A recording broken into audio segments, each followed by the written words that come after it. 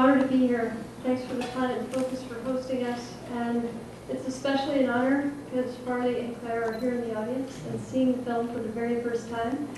Farley said he liked surprises, so.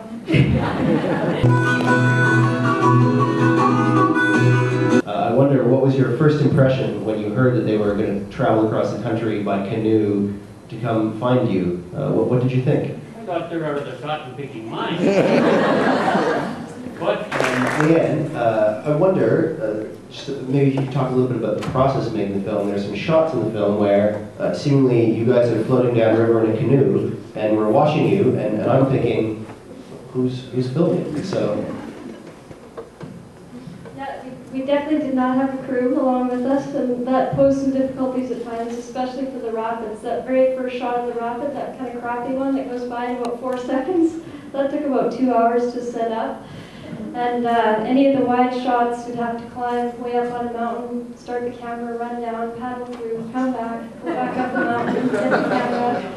So yeah, we need to believe we used every last one of those shots.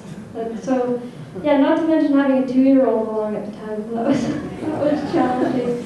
I think initially we thought it would be a very kind of intimate video diary thing like being caribou, but Zev quickly learned that that was his chance to sabotage the scene. So we knew that wasn't going to work after a while either. Great, thanks. Anyone have any questions for anyone on stage?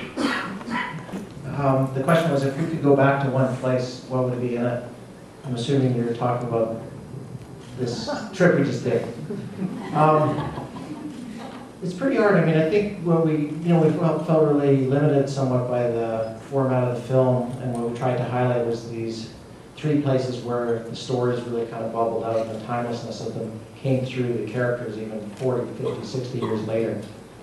So there were many powerful places that we went through. But I think, as 2 people who grew up in the city of Calgary and have spent most of our times kind of going west or north of Canmore, we were really, really struck with the eastern part of the country, in particular Newfoundland, and sort of its sort of raw, the raw feeling of not only its landscape but its people, sort of contrasted with incredible hospitality.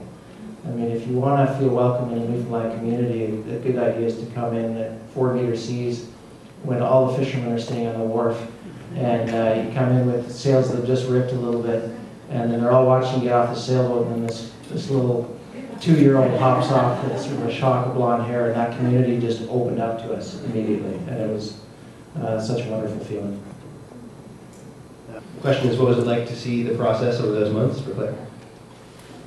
Well, I loved it, of course. I just loved seeing those places again. And I really loved the fact that we met each other on the shore, that they really did do what they said they were going to do, cross the whole country and arrive on not our doorstep, but our beach, just below our house in Cape Breton, Nova Scotia. That was just a wonderful feeling to relive it through the film. It's been a real interesting project with lots of different layers, and we touched on most of those in the film.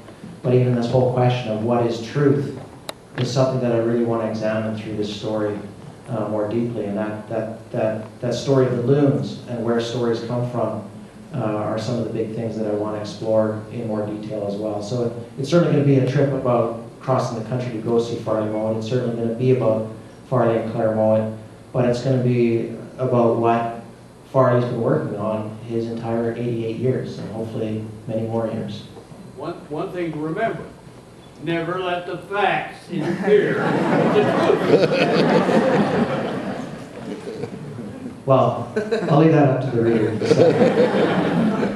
One thing that really comes up to mind is, and you saw it in the film, there's the changes in the Atlantic fisheries that we all know about. And we saw it not just in terms of the sizes and amount of fish that Newfoundland fishermen were catching, but in the very structure of those communities and whether they even existed or not anymore. And I think Farley, when was it that Sea of Slaughter came out, in 1982? Around there. Yeah, around there. And I mean, Farley's book predicted all that. Sea of Slaughter, probably the toughest book he ever wrote. Took you 5 years to find. It's such a disturbing book. It's such a disturbing book that I can't read the damn thing. Yeah, and So, you know, those kinds of changes were huge, and I think on the prairies there, you know, the industrial agriculture is very much taken over the prairie landscape rather than the family farm. There's more farming, and yet we kind of felt we were going down this somewhat of a linear oasis of the river valley. And so this is where these stories of Farley's continue to live on. So, you know, whether we sort of sat down and tallied these things, no, and I don't know, do we respond as humans to statistics and that kind of a tally? Not that that's what you were asking, but I think as storytellers on this stage, maybe our answer would probably be, we don't believe so nearly as much as people respond to stories. And I think that's really why we're all gathered here tonight as well. Well, I went north because I was partly because I was fed up to the teeth with my own species. I had just come back from 4 years overseas, and I'd seen what human beings can do to each other, as well as to the world around them, and to all other living things. And I really didn't like most human beings anymore. I didn't like the species much, the ones that I'd met. And I had heard reports and rumors of a group of Inuit in the Barrenlands who were still living as they had lived in ancient times, and I thought I would go and look for them. And that was the main motivation. And one last question, if there's one out there. Over here. And maybe spoke 3 words, but I did hear him howl. So I have a special request, Farley. If you and Zeb could howl together and kick off our party that's about to begin in 10 minutes of revival. Can we get a howl?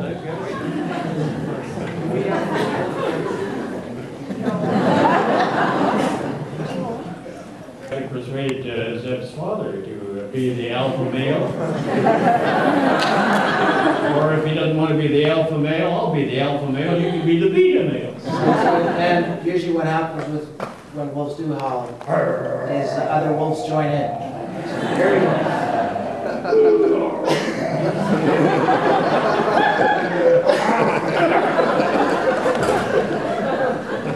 Who's alpha here?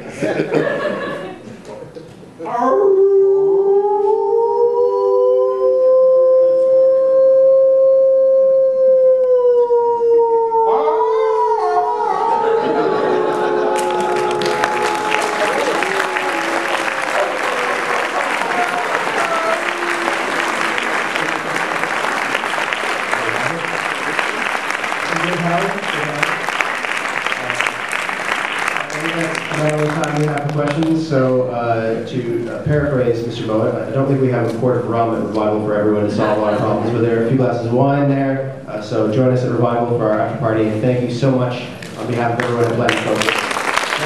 Thank you to the whole family. Unfortunately, Willow is not here, but Willow, I'm sure, can hear me. God bless the forum. I think they did a superb job, and I am so pleased that I find it difficult to explain or even find the words to say how moved I was by that film. I am absolutely delighted and thankful, and God bless.